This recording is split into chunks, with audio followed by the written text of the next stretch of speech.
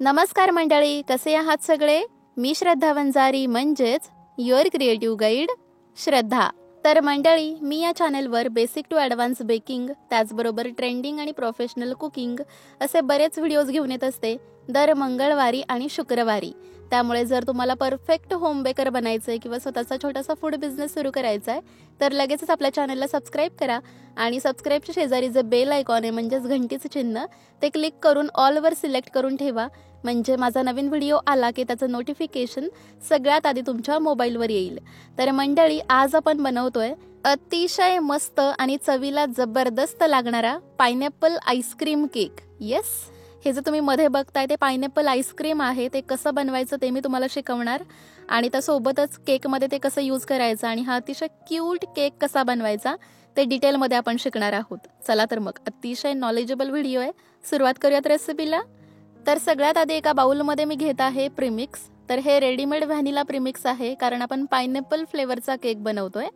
तर इथे मी पाऊण कप एवढं प्रीमिक्स घेतलंय आणि वजनी प्रमाण बघितलं तर हे 130 ग्रॅम एवढं आहे.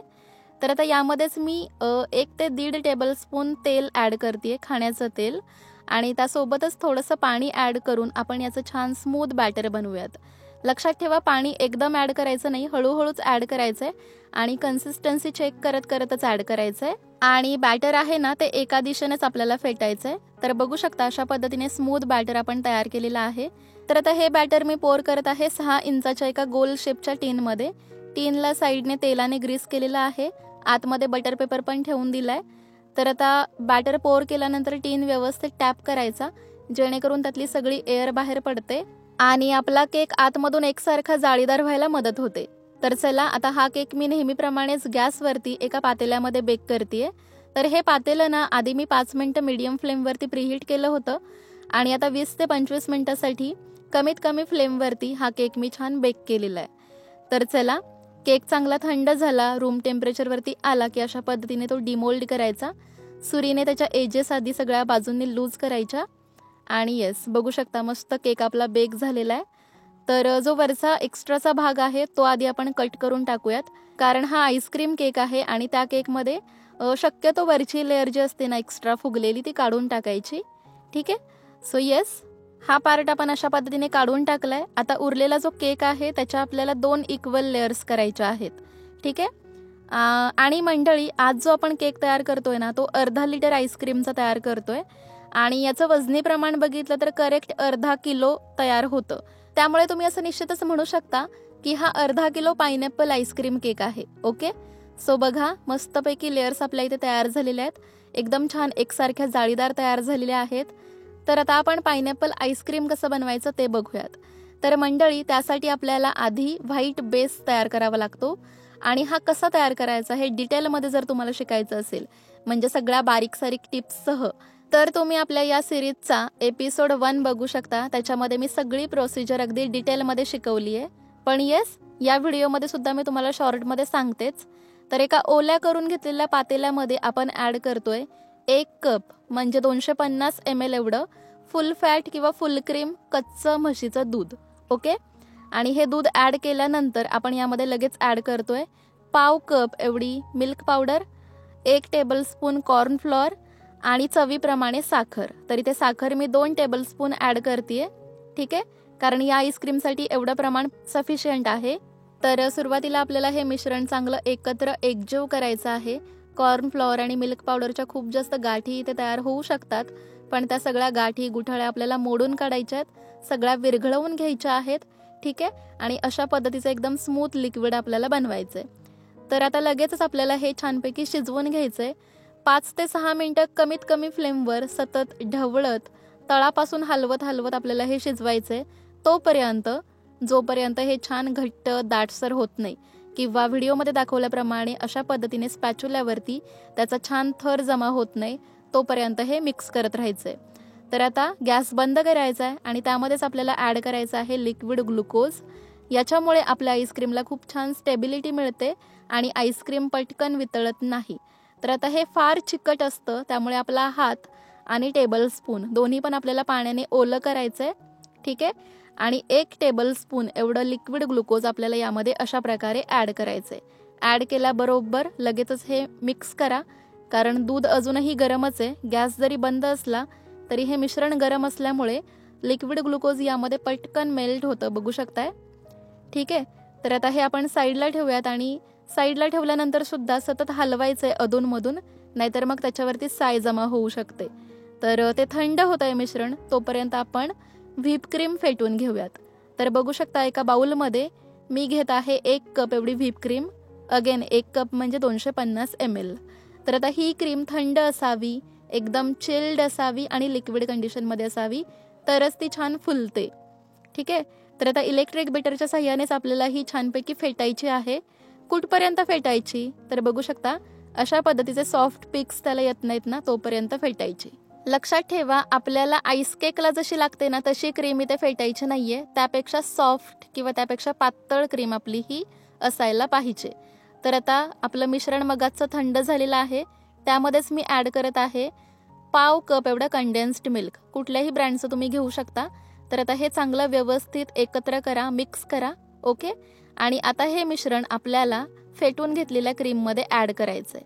ठीक आहे, कारण आईस्क्रीम म्हणजे काय तर घट्ट दूध आणि क्रीम याचं मिश्रण. तर क्रीम आपली तयार आहे, घट्ट दूध आपलं तयार आहे. आता दोन्ही पण आपण छान एकत्र एकजीव करूयात. तर मंडळी, हे दूध यामध्ये ॲड करताना गाळूनच ॲड करा, जेणेकरून जर चुकून एखाद दुसरी गुठळी राहिली असेल त्या मिश्रणामध्ये तर ती सुद्धा निघून जावी. तर बघू शकता सुरुवातीला मी स्पॅच्युलानेच असं मिक्स करते, पण त्यानंतर मात्र इलेक्ट्रिक बीटरने तुम्हाला अगदी 10 ते 12 सेकंदासाठीच हे मस्तपैकी एकजीव करायचं आहे, जेणेकरून हे दूध आणि क्रीम कुठेही वेगळं वेगळं नाही वाटलं पाहिजे. ठीक आहे, सो येस, अशा पद्धतीने आपला हा व्हाईट बेस इथं तयार झाला आहे आणि ते कन्सिस्टन्सी तुम्ही बघू शकत असाल अशीच पाहिजे. ठीक आहे, कारण नंतर आपण फ्लेवरिंग करणार आहोत, त्यावेळी पुन्हा हे मिश्रण थोडंसं पातळ होणार आहे. ओके, त्यामुळे अशी कन्सिस्टन्सी एकदम परफेक्ट आहे. तर आता मगाशी सांगितल्याप्रमाणे आपण अर्धा लिटरपासून हे आईस्क्रीम बनवतोय ना, तर मी यातलं करेक्ट निम्म एका बाउलमध्ये काढून घेतले आणि आता यामध्ये आपण फ्लेवरिंग करूयात. तर इथे मी यूज करत आहे पायनॅपल क्रश, अर्थातच, कारण फक्त इसेन्स आणि कलर वापरून तशी टेस्ट येत नाही जी आपल्याला असं वाटतं ना वाह क्या बात है. सो ती टेस्ट येण्यासाठी आपल्याला इथे क्रशच यूज करायचा आहे. सो बघू शकता मंडळी. तर येस, इथे मी सुरुवातीला 2 टेबलस्पून एवढा क्रश ॲड करणार आहे आणि याची टेस्ट जर मला छान वाटली तर ठीक आहे, पण जर कमी वाटली तर आपण अजून थोडासा ॲड करू शकतोच. तर येस, 2 टेबलस्पून क्रश आहे हा. मिक्स करूयात आणि मिक्स केल्यानंतर मला असं वाटलंच की फ्लेवर थोडासा कमी वाटतोय, त्यामुळे मी अजून 1 टेबलस्पून यामध्ये ॲड करते. ओके, सो अशा पद्धतीने टेस्ट करत करत तुम्ही फ्लेवर वाढवत गेलात तरीही चालतं, काहीच हरकत नाही आहे. तर येस, एवढा सफिशियंट आहे. अर्धा लिटर आईस्क्रीमसाठी 3 tablespoon crush is the sufficient amount. Okay, so yes, आता हे छानपैकी मी मिक्स केलं आणि आता यामध्ये मी ॲड करत आहे कलर, अर्थातच येलो फूड कलर. सो जर तुम्हाला विकायचं असेल ना हा केक, सेल करायचा असेल तर तुम्ही कलर नक्की यूज करा, कारण कलरमुळे ते आईस्क्रीम एकदम छान मस्त दिसतं. ठीक आहे, प्रेझेंटेशन पण तेवढंच महत्त्वाचं आहे ना. पण हा केक तुम्ही घरीच खायला बनवत असाल तर मग कलर स्किप केला तरीही चालेल, नाही टाकला तरीही चालेल. ठीक आहे, तर आता हा केक आपण नीट बघा बरं का, कुठल्या टीनमध्ये सेट करतोय माहिती आहे? ज्या टीनमध्ये आपण केक बेक केला होता सुरुवातीला, तोच हा 6 इंचाचा टीन, की जो एकदम साधा टीन आहे, आपल्या सगळ्यांकडे असतो. लूज बॉटम टीन वापरायची सुद्धा गरज नाही, एकदम मस्त याच्यामध्ये सुद्धा आपण केक बनवू शकतो. हेच मी तुम्हाला आज दाखवणार आहे. चला तर मंडळी, पण आपल्याकडे अशा पद्धतीचा क्लीन रॅप मात्र असणं अतिशय गरजेचं आहे. तर बघू शकताय मी काय करतेय, एक मोठीच्या मोठी शीट मी या क्लीन रॅपची अशा पद्धतीने बाहेर काढलेली आहे आणि आता आतमध्ये या टीनच्या आतमध्ये सगळ्या बाजूंनी हा क्लीन रॅप मी अशा पद्धतीने प्लेस करते आणि दोन्ही साईडला म्हणजे उजवीकडे पण आणि डावीकडे पण आपल्याला क्लीन रॅप थोडा थोडा अशा पद्धतीने एक्स्ट्रा घ्यायचा आहे. तर हे सगळं असं का करायचं ते तुम्हाला पुढे कळेलच. ज्यावेळी आपला केक सेट करू आपण आणि त्यानंतर टीनच्या बाहेर काढू ना, त्यावेळी तुमच्या लक्षात येईल की हे सगळं आपण का केलं. ठीक आहे, तर आता नेहमीप्रमाणेच आपल्याकडे अशा पद्धतीच्या OHP शीट सुद्धा असाव्या लागतील. तर या OHP शीट बरोबर टीनच्या उंचीच्याच आहेत, म्हणजे टीनच्या मापाच्याच आहेत. तर या तुम्हाला कुठल्याही स्टेशनरीच्या दुकानामध्ये अगदी इझिली मिळतील. ठीक आहे, सो जर तुम्हाला एकदम लांबट किंवा एकदम जास्त लांबी असलेली शीट मिळाली तर चांगलीच गोष्ट आहे. एकच वापरली तरीही चालेल मग, पण नाहीच मिळाली तर अशा पद्धतीने 2 तुकडे तुम्ही अरेंज केले ना तरीही चालतात. ठीक आहे. सो ही अरेंजमेंट कशासाठी, आपला जो केक आहे तो बाहेरून एकदम छान सुपेरियर दिसावा, मस्त फिनिशिंग यावं यासाठी. तर चला, सगळी अरेंजमेंट झालेली आहे. आता केकची जी खालची लेअर आहे ती पहिल्यांदा मी याच्यामध्ये प्लेस करते. येस.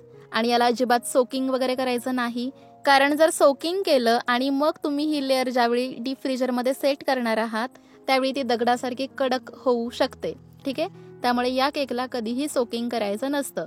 तर मंडळी, आता जे आईस्क्रीम आपण तयार केलेलं आहे ते याच्यावरती पोर करूयात. सो तुम्ही कन्सिस्टन्सी बघताय, जास्त पातळ पण नाहीये आणि जास्त घट्ट पण नाहीये, अशा पद्धतीने ते असायला पाहिजे.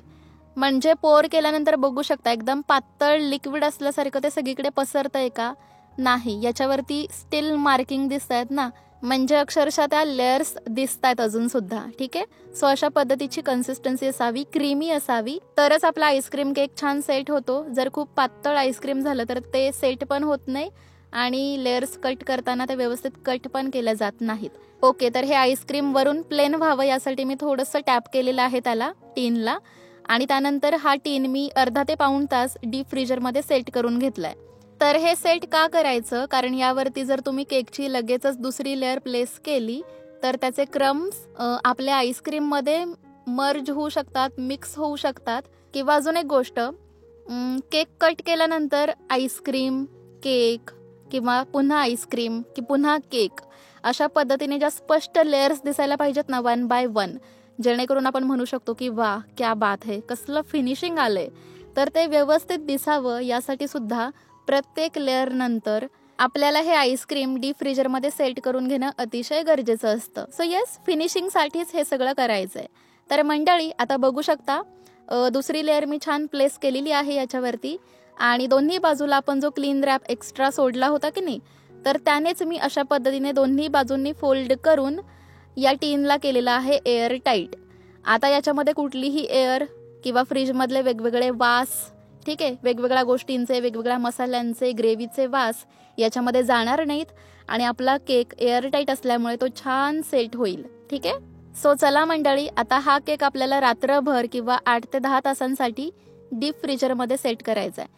म्हणजे आपल्या रेग्युलर फ्रीजमधल्याच डीप फ्रीजर या सेक्शनमध्ये जिथे बर्फ तयार होतो तिथे आपल्याला हा केक सेट करायचा आहे.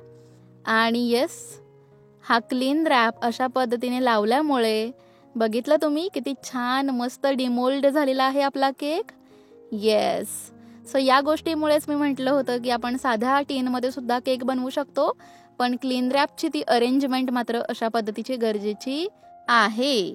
आता केक तर मस्त सेट झालेला आहे.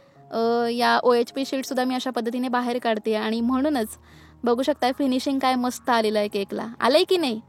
वा, एकच नंबर. तर चला, आता पॅलेट नाईफच्या साह्याने अशा पद्धतीने हळूवारपणे ती शीट आपल्याला बाजूला करायची आहे आणि हा केक आपल्याला नेहमीप्रमाणेच जो काही बोर्ड तुम्ही यूज करणार आहात त्याच्यावरती ठेवायचा आहे. तर आता या केकला बाहेरून कव्हर करण्यासाठी मी पुन्हा अर्धा कप एवढी व्हीप क्रीम इथे फेटून घेतली आहे.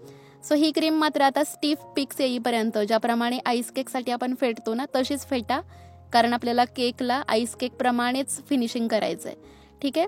सो येस, या क्रीमला मी पायपिंग बॅगमध्ये फिल केलं आहे आणि या पायपिंग बॅगचं जे टोक आहे ना पुढचं ते अतिशय छोटंसं कट करायचं, म्हणजे कमीत कमी क्रीममध्ये आपल्याला हा केक छान कव्हर करता येतो. हा व्हीप क्रीमचा केक अजिबात नाही वाटला पाहिजे, हा आईस्क्रीम केकच वाटला पाहिजे. त्यासाठी अगदी लिमिटमध्ये थोडीशीच क्रीम आपल्याला लावायची आहे आणि त्यामुळेच अर्धा कप एवढी क्रीम आपल्याला फिनिशिंगला आणि डेकोरेशनला सगळ्याला पुरवायची आहे. सो बघू शकता वरच्या बाजूला मी पॅलेट नाईफने ही जी क्रीम होती ती छान प्लेन केलेली आहे. आता साईडचं फिनिशिंग करण्यासाठी अर्थातच स्क्रॅपर यूज करायचं आहे आणि तुम्हाला डिझाईन वगैरे करायची असेल तर अशा पद्धतीने पुढे मी दाखवतेच, एकच मिनटं. सो येस, अशा पद्धतीचा झिगझॅग स्क्रॅपर असतो, त्याने सुद्धा तुम्ही डिझाईन करू शकता. अतिशय मस्त दिसतं हे सुद्धा. ठीक आहे. सो टिपिकल आईस केक सारखाच लुक या केकला आल्यामुळे हे सर्व केक तुम्ही कुठल्याही सेलिब्रेशनमध्ये सुद्धा यूज करू शकता. म्हणजे बर्थडेज असू देत, ॲनिव्हर्सरीज असू देत, कुठेही तुम्ही हे केक यूज करू शकता आणि हे इतके सुंदर आणि एवढे यम्मी लागतात ना की काय बोलायलाच नको. फक्त सेलिब्रेशनमध्ये यूज करण्यापूर्वी कंपल्सरी ते तुम्हाला डीप फ्रीजरमध्ये स्टोअर करायचे आहेत आणि सेलिब्रेशन वगैरे झाल्यानंतर सुद्धा जर केक शिल्लक राहिला तर तो सुद्धा तुम्हाला डीप फ्रीजरमध्येच स्टोअर करायचा आहे. ठीक आहे. आणि मग जेव्हा लागेल तेव्हा तो बाहेर काढा, एक पीस खा आणि पुन्हा डीप फ्रीजरमध्येच ठेवा. तर चला मंडळी, आता आपण व्हिडिओच्या शेवटच्या टप्प्यामध्ये आहोत, ते म्हणजे फायनल डेकोरेशन. सो बघू शकता अजूनही एवढी क्रीम इथे शिल्लक राहिली, याचा अर्थ मी किती कमी क्रीममध्ये केकचं फायनल फिनिशिंग केलेलं होतं. ठीक आहे. सो येस, आता मी उरलेल्या क्रीममध्ये येलो लिक्विड कलर ॲड केलेला आहे आणि आता नूर N1 हे जे अतिशय बेसिक आणि खूपच सुंदर नोझल आहे त्याच्या साह्याने आपण केकवरती डिझाईन करूयात, डेकोरेशन करूयात. तर मंडळी, मी असं सजेस्ट करेन की या केकमध्ये ना, म्हणजे आईस्क्रीम केकमध्ये शक्यतो तुम्ही फार काही डेकोरेशनच्या नादाला लागायचं नाही.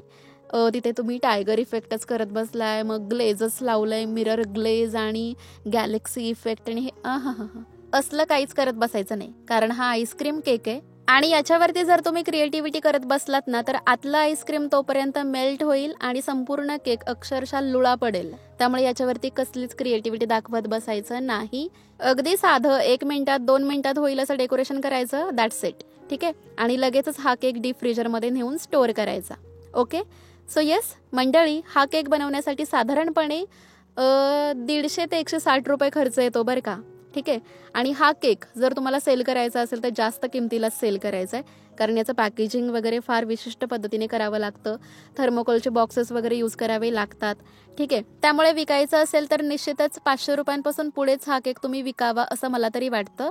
तर मंडळी, हा होता आजचा व्हिडिओ. कसा वाटला कमेंट करून नक्की सांगा. आवडला असेल तर व्हिडिओला एक लाईक करायला अजिबात विसरू नका. खूप जास्त हे व्हिडिओज शेअर करा, कारण यूट्यूबवरती अशी सिरीज मला वाटतं आपण पहिल्यांदाच आपणच चालू केलेली आहे. त्यामुळे खूप लोकांपर्यंत आपले हे व्हिडिओज शेअर करा. पुन्हा भेटूयात नवीन व्हिडिओमध्ये. तोपर्यंत take care. Bye bye. Stay happy.